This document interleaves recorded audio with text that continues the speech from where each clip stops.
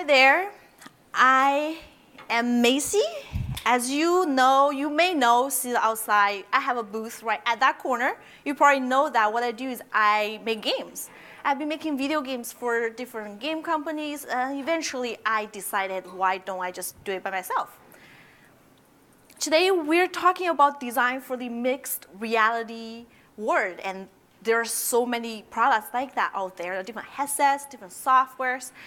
What kind of art are we talking about? There's so many terms in this field, right? Initially there was a VR, I think we all know it's like virtual reality.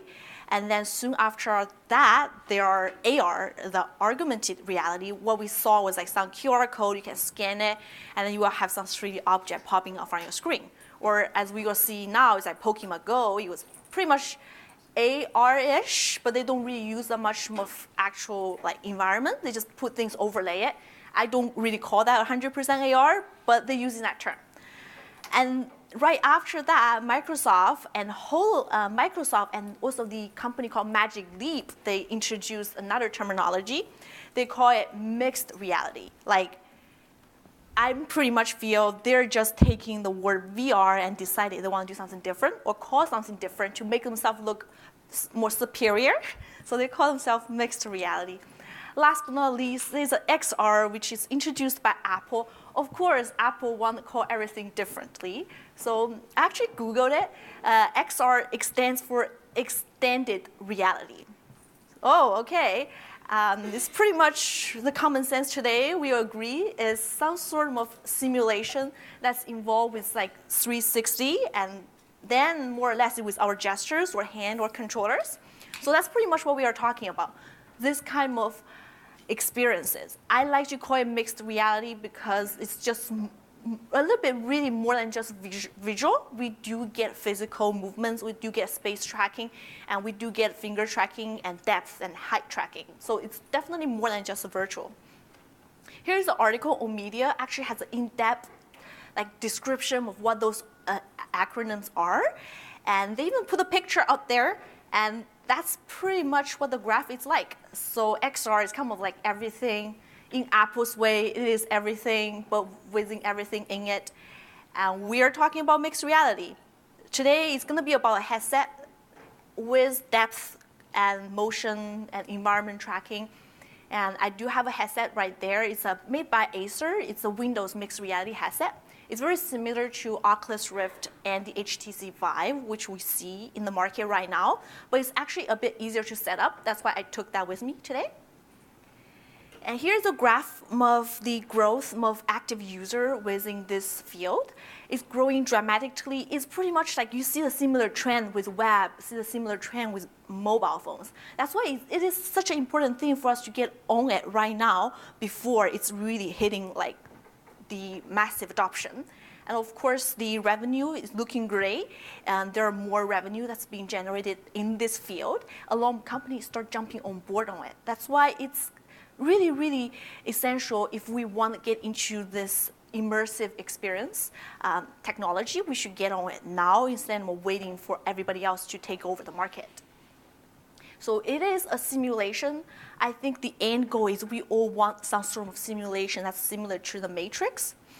And we really wanted something like that. It's not anything new. We had this even in the 1950s. There were books, references to something about virtual simulation. They were saying people on the stage is in a simulation. They were playing something that was not there. And then we had Viewmasters. In the 1939, we started having Viewmasters. Maybe you used to have one at home. I do have one at home. You have films, you insert into the camera, and you look through a light, you see some sort of 3D objects through it. Then we, of course, had other more massive devices doing space rendering, but that one you can clearly tell it does not have space tracking or accelerometer, so you only look forward, sit through like arcade. And people were impressed by that. And later on, they made things like those kind of suits and like arcade machines simulates like 3D environment. Then we thought that was it. You know, it was some like virtual reality or AR. This kind of thing was some kind of gimmicky 80s tech. We did not talk about it for so long until 2012. There was a very big year for virtual reality. the company Oculus Rift, they successfully raised funding on Kickstarter. I still remember that was one of the biggest success story on Kickstarter. That's how Kickstarter getting popular, and also that's how virtual reality start getting back on the page with technology again. Soon after Facebook acquired Oculus Rift, all the other companies was like, no, we cannot let Facebook have this, right? This is a new platform. It's like the next mobile industry. Like we cannot just let like Facebook own this industry. So soon, right after that, Google jumped on board with Google Cardboard, Google Daydream, and then Valve with HTC, they introduced their own VR platforms. Then Sony, of course, a huge entertainment company, they decided they want to re-innovate in this space as well. Then we saw a shift in the technology. Instead of we were just seeing simulation, even like all the traditional VR start turning into some sort of mixed reality. We do see our environments in those traditional games. Here is like a graph of if we turn on certain mode, we actually can see our environment in those old traditional VR headsets, because how we do space tracking is actually by understanding our space. Even though we cannot at the real time render that in our games, but our device actually is aware of where we are. And then there are more headsets came up, like the mixed reality. So I would say HoloLens is not really mixed reality. They call themselves AR. And Magic Leap, they just launched the developer kit. You can get it for $2,500 and they will have a person come to your house to install that thing for you. And the mixed reality headset by Microsoft, it's only cost about $200. I was really impressed by it. I'm not advocate for it, but if you want to have an entry-level VR experiences and don't want to spend too much money, I would say that's a really one good to go. So there's so many things happened in this field through this last 6 years. That's what makes the design really, really challenging. At first, we said, oh, you just make video games, just put another game into this game. It's going to work, right? You may see, like, it's not that hard, but it is. It is very, very challenging because we have gone this far. The devices changes, the controller changes, and then people's expectation changes as well. So here is an idea of what we see today of this kind of simulation. It's like the camera moves with our head. We actually move in the physical environment and the application reacts to it. And we see our hands or our controllers in it. Some old ones, we don't see controllers. I will mention about it why we have to see our controllers now. Then the way we play it is completely different. Some of you may have tried my demo out there. We are no longer sitting in one orientation. It's no real front or real left or real correct way of facing anything anymore. We can sit like this or standing or sit down. It's there's no correct orientation. Actually, it's a very common thing we do in this kind of development is reset orientation at the start of the applications. So this way, our users don't have to turn. It's like, oh, I started at the wrong spot. I have to actually move to this side. So that's a development thing we usually do to reset orientation at the start. So when you compare with the traditional 2D applications, we're no longer just sitting here and working on this anymore. It's no more like that. So the design challenges based on hardware and physical interactions are categorized into 3 categories. There are about control challenges. Some of you may have tried the controllers. And then second one is the behavior challenges. The third one is actually still the hardware challenges, as we are still developing the hardware for this industry. The first one is really, really obvious at first, is the controllers. So here, some of you, if you play games, or it's very old, it's the traditional Xbox controllers. I think this is pretty much the standard for today's game controllers. And initially, we were playing with the VR games with those controllers. It looks normal, but the experience is just not there. Think about you're playing a racing game. I have to close my eyes, and I have to make a right turn. I have to press that button at the right time. I'm probably going to miss my turn. It's really not intuitive, and we have to guess a lot with inputs. And the only other game I think is fun is this game, but I actually don't think the player is having a great time. The audience is probably having a better time than the actual players. So how do we make it better? Obviously, we need to ditch this old controller. It's just not ideal for today's mixed reality anymore. And we need to innovate. The first company who started doing this was like Google Cardboard. They started to implementing a kind of choice mechanics. It's called gaze. It's like a laser shooting from our eyes, not real laser. But then if we're looking at some objects for over 3 seconds, it means we are confirmed. So what happened is the early virtual reality experiences end up being very slow. Think about like, okay, look at here, 3 seconds. Menu. Look here. Yes or no? Look at yes. Okay, are you sure? Okay. So it gets really tiring after a while. Like we cannot play any action games, no racing games for sure. So everything ends up being really, really slow. It's not exciting. It's not suitable for gaming.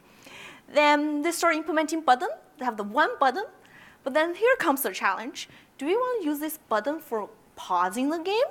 Or we want to use this button for confirm? Right? We cannot pause and confirm at the same time. Then we have to make a call. This very limited one button, what are we going to use it for? It's a very, very tricky questions. Or maybe we just never have pausing the game. The game just keep going, right? Why you only had one button? Because it was using a phone. And the phone, they mimic a touch. So we only can have a touch. We can't have two-finger touch because not every phone supports two-finger touch or as the same scenario. Of course, eventually we came up with something that's more interesting, like a controller, like my pointer with a button, with a touchpad. Well, that kind of started working. We have more choices now. It's more like joypad, our traditional gamepads. Then Sony started using their own game controller for it. Well, people say, oh, that's pretty cool. It has dual hands. We can do more motions. Then until Valve, it's called HTC, but it's HTC and Valve, they work together. They re-innovated this whole industry. So all the game controllers for VR, AR, or look like this today. And it's open source. That's why all of them look the same eventually. So basically today's mixed reality headsets, they're having a kind of dual controllers. So dual controllers with touchpad, and they more or less have a button because it's near to our index fingers, so we can hold it as a confirm action. And it has space tracking. And the most important part is, so here is a finger tracking with the motion controller. That's for Oculus Rift. That's what I have there. It's the mixed reality headset. They pretty much look the same. So the most important part is we actually, right now with all the latest applications, we have to render our controllers in the applications. That's why we can see things that's even not there. So we are not only simulating the user, we also simulating the controllers. This way, we are not blindfolded in our experiences and try to guess if we press the right thing or not. So please render them if you ever get a chance to work on product like that. Rendering the controls is very, very important. Even for the keyboard, for VR keyboard, we start doing simulation of as if we were really typing in the real space. So if we press A on our keyboard, physical keyboard, our virtual keyboard actually mimic like a going down action. So that just feel more natural for us because maybe we all can do blind type. Maybe we can type our password with our blindfolded, but still it's not ideal. The experience is still not that great. So yeah, as I mentioned, all the controllers are new. Then there's another problem starting introduced is how do we do things with these new controllers? They're very new. We don't even have names for those buttons. I was trying to tell somebody to press the confirm button, but I don't know how to call that button. Or I was, oh, look at your controller up. If you look here, it's like a little thing I highlighted, green, press that. So that's a huge communication gap between us and the users. There's no labeling. Like I think on PlayStation, it's like square or rectangle and cross. On Xbox, it's ABC. We don't have that. Nothing is really labeled, and every controller is different. Like Sony has their own buttons, HTC Vive has its own buttons, and Oculus has that buttons. That's a huge gap between designers, developers, and the consumers. So a lot of times we spend most of our energy on explaining that device instead of just start playing, because I don't even know, like, how do I grab a thing? What's a select? So the first challenge is, so here's a great example, is how do we play table tennis? The first video game was called Pong, right? It's very common, you know, like, you can't even imagine how you're gonna play it. You have a interface, we just have a slider, go left and right. That's it, right? Playing Pong. Then Xbox start having like more advanced controllers. We start having Kinect. So that's how we play table tennis or ping pong on Kinect. We just have the like physical movement. It's more real, more realistic. It's more like dancing, to be honest. Then here is how we play table tennis on Oculus Rift. We even have to pretend we are holding a ping pong ball and dropping on another racket. Like, that's a really huge communication we have to communicate through. We cannot say, oh, just like how you play it in real life. But that's a really like big barrier to communicate that through. It's not like real, but it is real. That's a huge communication gap. Like, we do a lot of gestures. They're very standardized, but still, like, do you know what that means, right? It means shooting or something. It does mean shooting lasers out from your simulated hands, but it's still something we have to tell our players. That's how you make choices in these applications. And I'm making these kind of applications every day. I still get it wrong sometimes. So how do we interact with the software has been changed dramatically, and we really need to communicate that through. The first challenge was just how do we play certain games. And then second is navigation. I think I was talking with someone, they say today it's so common to teleport everywhere in virtual reality now. It is very common. At first, we navigate in a game with a joypad. You move this forward, then we like move forward and move backward, have some buttons to make certain decisions. Then we have mobile games. It's still similar. We can have a simulation of the joypad. Like, it's still the same mechanics. And then now today, all the simulation, even VR, AR, we use a lot of teleport. It's like I have this pointing there, and then suddenly I'm like there. It's actually very, very confusing for users. Like, we get disoriented. I would not know where I was after I pressed certain button. I'm just suddenly not at where I was anymore. It's still not very natural. And that's why some games, they start introducing, oh yeah, like if I'm gonna play Walking Dead, I can't just keep teleporting all the times. So then other games start introducing, like, try to convince us this is normal to do certain things. So here is a very, very popular game on Oculus Rift. It's made by Oculus team, I believe. It's called Lone Echo. It's a space game. Because the whole game, we need to physically, we need to have enemies on the way. We cannot just teleport ourselves out of the enemies. Like, the whole game is just gonna be an escape game instead of actually fighting games. So they actually convince users, because we're in a spaceship, how we're actually moving is by like doing this motion. It's like we have to grab the spaceships like to move forward. It's like a floating environment. I liked it at first, but eventually it's very hard to move with my hands. I just always like lose myself and just floating away. But it's very fun. You can give it a try. And then other games just pretty much limited the interaction space to like the environment setup. So here is a picture of basic setup for this kind of device, like Microsoft, HTC, and Facebook. They were using the same setup. We have sensors. So our interactive range is within this. So it's about my arm's reach, maybe like a half of this stage size. So a lot of games actually designed just to be this big. So here is a screen grab of the Job Simulator, my favorite VR game. This job is in a cubicle. It's very realistic because if you ever worked at a cubicle environment, I don't know if any of us did, that's the actual size. So our interactive environment is within that size. We never have to navigate. We don't have to teleport or go anywhere because everything is within arm's reach. It feels more realistic. Then maybe we should just navigate less, but then we're gonna lose so many games. Or maybe travel, like maybe movement-based game like a long distance movement based game is not ideal for virtual reality. I don't know. We need to figure that out.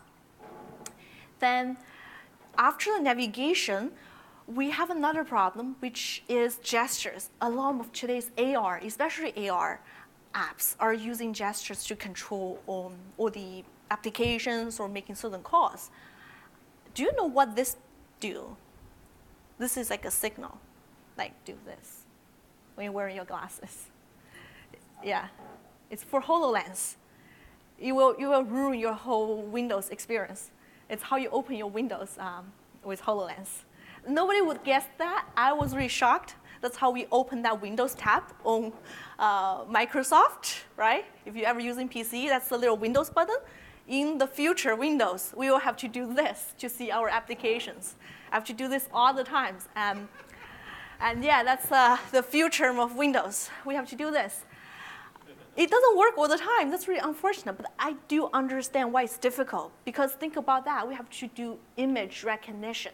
Like the last talk about AI, right? We have to have constantly taking pictures of a person, two hands, and analyzing if they were doing this action. They probably have a time limit of they have to finish this action maybe within 2 seconds. If they're too slow, maybe we don't open the Windows tab. Or maybe we did not open all our finger. Maybe I did like this. Or from a certain angle, my camera did not scan it properly. That's why like gesture is so difficult. And we have to pick some kind of gesture. We don't do it every day, but it has to be so unique enough. We are only going to do it while we're using Windows. It's a very tough choice, too. Which gesture are we going to pick? Even like, I think like, even for making decisions on HoloLens, we have to do this. And then like somehow tap it. But it cannot be one finger. It cannot, because we do this all the time. We're pointing at directions like that all the time. We'll be accidentally open windows or closing windows just by doing everyday thing. And control, we do get lots more noises, as what I mentioned, how about we open the windows. So here is an example of me play Lone Echo. It's with the Oculus Rift. So I was going through a tutorial page, then I realized that I was not a good game player. So check this out. So at first, the tutorial, the robot tells me what to do, right? Say you should use your finger and try to press the button, and then things will come up. So I was trying to get used to my controllers, right? My two hands, two controllers, okay? That's easy, right? Then they say, press the button, okay. That was easy, press the button, was very, very straightforward. Then you should grab that plate, that's supposed to be my, did you see that? I could not throw that thing right. Okay, try again. Like, I cannot let that thing go.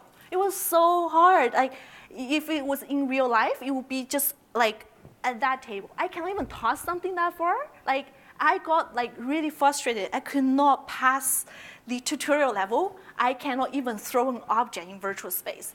I don't know. Like, that was really frustrating. Like, I would assume maybe, you know, Facebook is a big company. They probably did testing. But maybe the calibration had a limit, right? Maybe you have to release my controllers within a second, but I released it too late. That's just kind of noises we get with working with simulation and controllers like that. And so is there a solution? I think I already gave you the answer, is we gotta do lots of user testings. That's why I even took my game here. I see how you guys are playing. Some of you are very creative, find my bugs, and like, I had to fix it, and some of you play it different ways, and that's a very, very important thing. I need to test it. We need to test our product with our different demographic. We need to get different feedback and just see how people interact with it. And then we will discover behavior differences. We are still influenced by 2D applications a lot. It is really, really hard to, well, I guess it takes time. I think its average takes about 10 minutes for people to realize they can't just physically move in mixed reality applications. They will be, okay, I'm like too close to this table, maybe I should do this, but oh, you know, you can just actually step back. That's like a big communication. Oh, I actually can step back in my simulation, I actually step back. That's a huge communication barrier. Like, we are still so used to design. A lot of designers, they would design apps as if they were still like on a flat surface. Today's applications for mixed reality or AR, VR, it has to be some sort of things around us. The HTC Vive, this company is actually acquired by Google later. It's an app called Tailbrush. They pretty much revolutioned how mixed reality UX should be. You probably cannot see this hand very clear. The right hand was like the tools. So we can use our right hand picking color just by pointing at left hand to pick the right color, pick the right brush, and then paint. It's very natural. It's more natural than, like, think about if we were gonna use paint, right? We're gonna click and have an option and then click and then paint. So this way, we're eliminating unnecessary clicking, reaching outside. It's more reaching within our hands. Like all the UI, UX should be within our reach, not flat, not anything with a top right close button and bottom left, like button to do this and that, because we don't have to be outreach that far to do things anymore. So here is an example. It's actually a promotional video from HoloLens.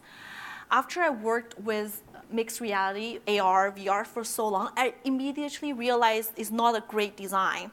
Really think about that. Like, we have to actually get up physically and then to press a button.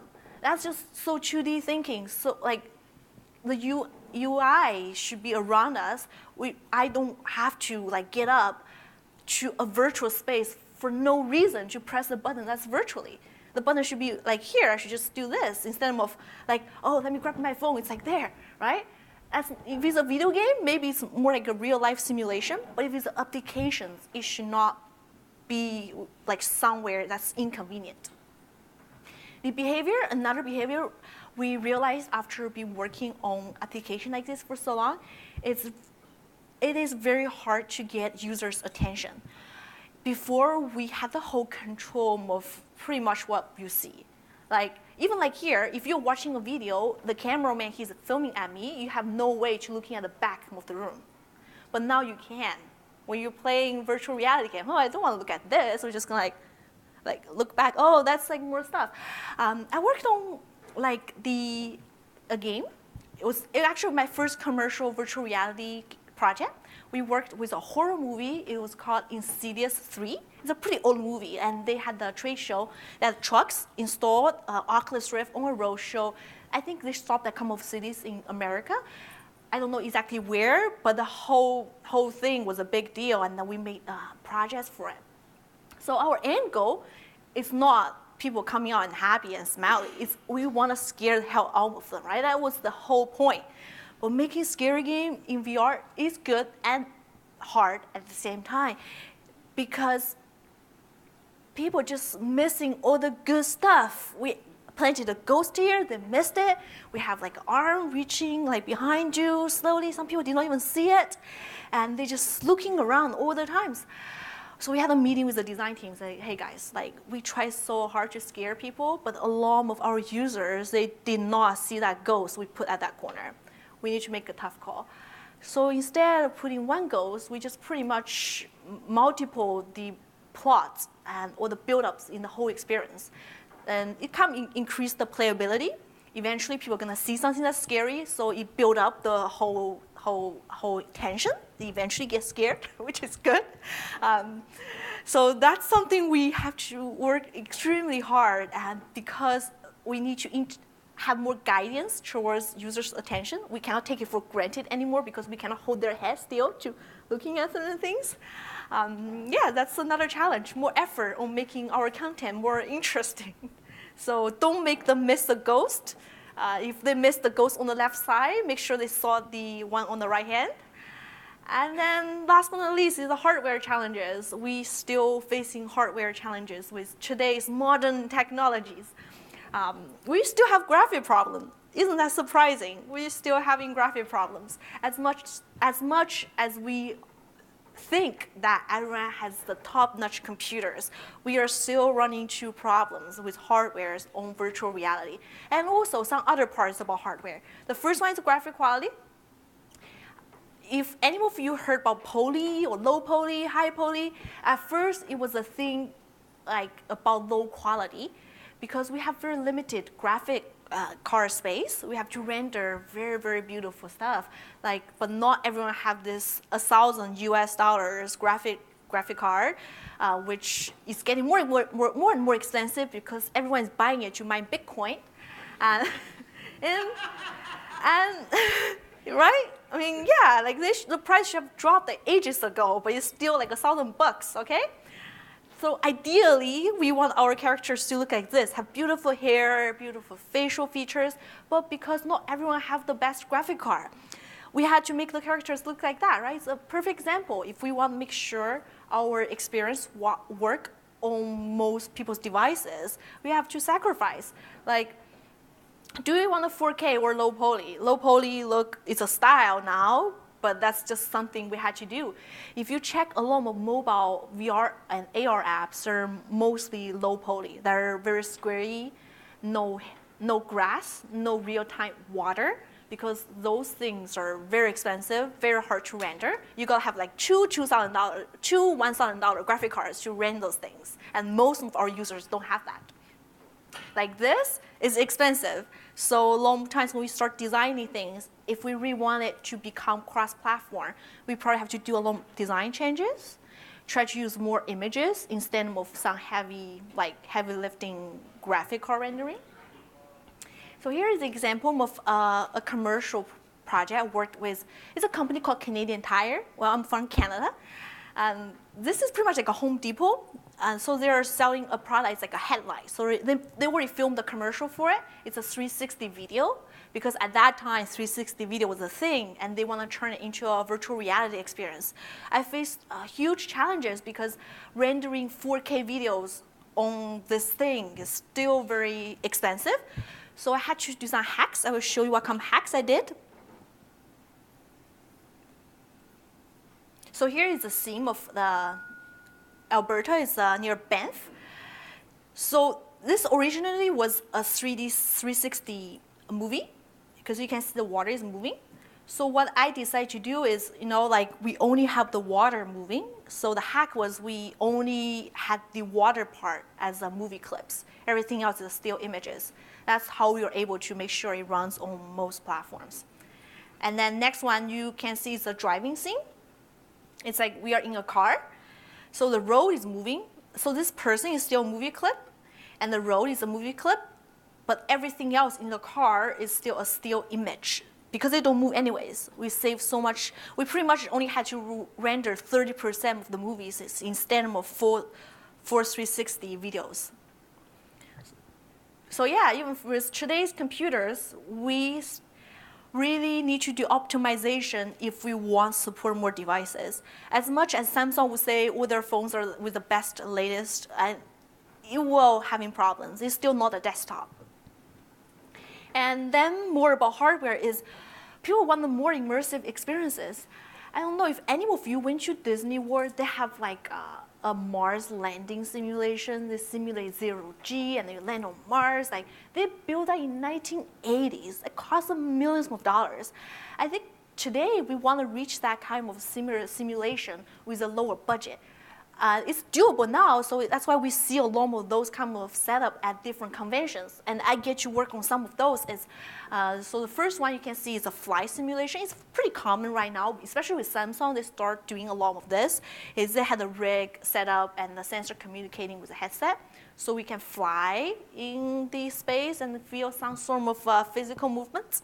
And then here's another one. It's a little bit easier. It's like they have the sword, plastic sword with a sensor rigged. So when you really like physically punch the fitness ball, it gets a feedback. So it more feel like killing a real thing. Well, we don't really want to kill a real thing, but you get a sensation of the physical feedback instead of just try to wave in the air.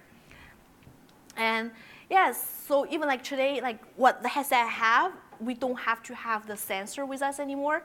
Like the HTC Vive and also the Oculus, we had to have two sensors that's being set up at the two corner. It's okay if we just like playing with a small space. I realize it's very dangerous in public. If I set it up, I have to have two high poles with two sensors like hanging around. So with technology like that, I think Magic Leap it's the same. We don't have to set up range. There's no range limit. And yeah, so we want to get more physical, have less limit. And then there are more companies start doing even crazier integration. So here it's a Ghostbuster simulation. They call it HR, hyper reality. Yes, I believe they have a kind of booth in Orlando. They have one booth in Toronto. Probably there are multiple booths like that. Along with movie producing company and cinema, they started to introduce experience like this. So it is. I was really impressed. What they're doing is they integrate entire physical environment with virtual reality. So the door is rigged as if you open the door, like that door in the room, the whole virtual space actually opens the door.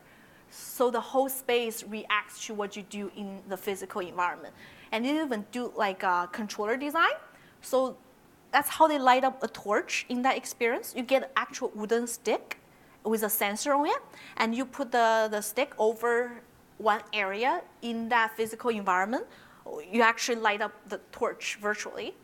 And that's pretty much where we want to go. And I think they have this in common with arcade. A couple of my friends when it's a lineup all the times, even though this thing has been out for like 2-3 years. So yeah, we do want have more physical interaction with our virtual reality, and the best one is to have an extension of our simulation and make it feel more real. Another one in Disney is I even had smell simulation. They even it was a flying simulation. I was flying through a lift. I saw the forest. When I was going through the grass, they had wind on me and they had some sort of grass scent. It was being shooting at me. That was real. That's something we really love to have. And yeah, and we really want to be part of our reality to make this experience more real. And this picture, it's what I Googled about. It's about Apple. They're doing it as well. So I definitely looking forward to Apple join this immersive reality industry because I think they do have very good designers. They may be going to teach us something how we're going to integrate technology like this. And it's time to play. So I do have a booth out there. I made a game. It's on the mixed reality headset. It's called Circuit Simulator. So we all know making electronic components and working with it is very troublesome. I'm actually still in a post-secondary. I went back to school for post-secondary again for electronic engineering. I'm really passionate about robotics. And I want to learn those things. They're just so expensive and take so long to ship. We ordered some parts, and that took it a month to arrive. And it was the wrong part. I had to order it again. So the whole project just delayed based on just waiting for parts. Then I was like, wow, since I know how to make video games, why don't we just make, and set up fire? Well, because actually you can set up fire in the actual electronic components. You can short it. I did blow up multiple boards and set up some fires. So yeah, I did set up fire. I was like, well, let's just have a simulation instead of really doing it before we waiting and get the house burned down. I don't know if you guys know, actually power converting is a huge hassle in electronic engineering because if we plug the wrong thing that does not take certain voltage, then it's gonna blow up and then the $200 chip is broken. Then yeah, we don't have that kind of worries in this simulation because you just burn some virtual boards, which you have a million of them, right?